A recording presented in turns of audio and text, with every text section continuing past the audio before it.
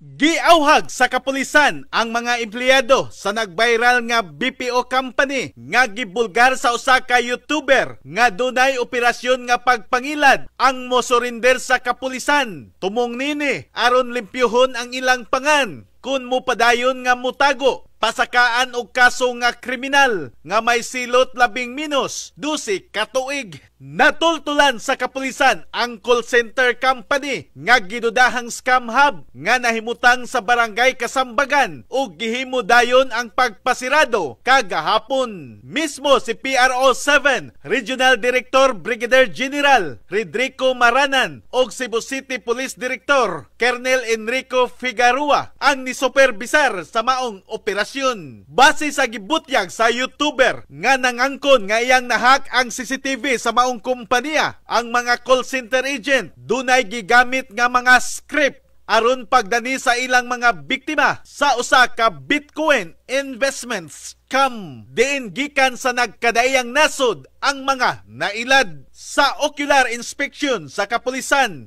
nakakuha sila kasayuran gikan sa silingan nga mga tinan nga dili normal ug kadudahan ang mga linihukan sa maong operasyon sa maong call center company nga gidudahang dunay operasyon nga investment scam. Nagtrabaho karon ang kapulisan uban sa CIDG ug Business Permit and Licensing Office aron mapasaka og kaso ubos sa anti-cybercrime law. In the heart of changing lives, ako si Brigada Alan Tangkawan sa 90.7 Brigada News FM Cebu, the Music and News Authority.